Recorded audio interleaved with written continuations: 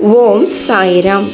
எனதருமை பிள்ளையே, உனக்கு முக்கியத்துவம் இல்லாத இடத்தில் மீண்டும் மீண்டும் சென்று உன் முகத்தை காட்டுவது முட்டாள்தனமான செயலாகும். அவர்களுக்கு நீ தேவைப்படும் போது தேடப்படுவாய். அதுவரை பொறுத்திரு.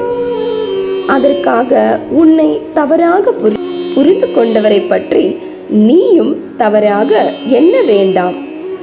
மனிதருக்குள் மனோபாவம் வேறு வேறானது என்பதை அறிந்து அமைதியாக இரு.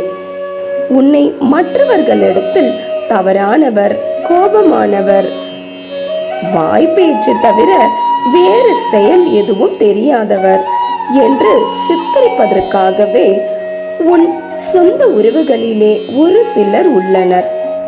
அவர்கள் வேண்டுமென்றே உன்னை தூண்டி பேச வைத்துவிட்டு பின்பு அவர்கள் அமைதியாகி விடுவார்கள். பின்பு நீதான் தனியாக புலம்புவாய். இதற்குத்தான் நான் ஏற்கனவே சொல்லியுள்ளேன். ஒருவரை பிடிக்கவில்லை என்றால் அந்த இடத்தை விட்டு நகர்ந்து சென்றுவிடு.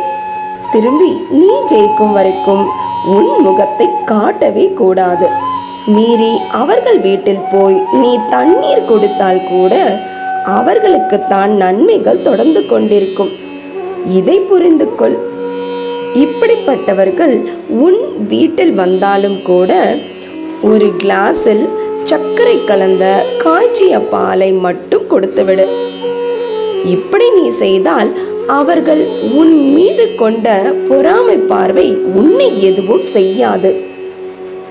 இப்படிப்பட்டவர்கள் நீ வெகு நாட்கள் ஆகி அவர்களை பார்க்காமல் இருந்தாலும் அவர்களால் சும்மா இருக்கவும் முடியாது.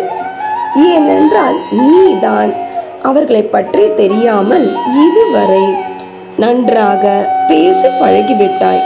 அவர்களுக்கோ உன்னை சீண்டாமல் இருக்கவும் முடியாது. அதனால் வேண்டுமென்றே நீ என்ன செய்கிறாய், எப்படி குடும்பத்தை நடத்துகின்றாய் என்று தெரிந்து கொள்வதற்காகவே அழைப்பு மணியும் வரும். தயவு செய்து அவர்களிடம் பேசி ஆபத்தை விலைக்கு வாங்கிக் கொள்ளாதே. யார் எப்படி வேண்டுமானாலும் போகட்டும், அது அவர்களின் கர்மா. அவர்களே அனுபவித்துத்தான் ஆக வேண்டும்.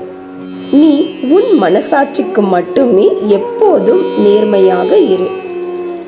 இது அனைத்து தீங்குகளில் இருந்தும் உன்னை காக்கும். உன் மனசாட்சியின் குரலை மட்டும் கேள்.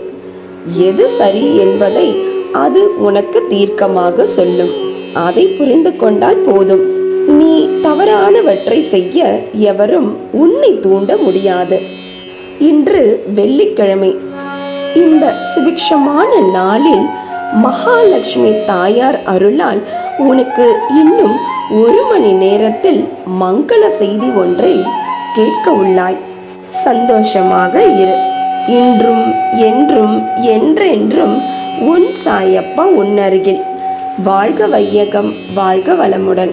ஜெய் சாய்ராம்.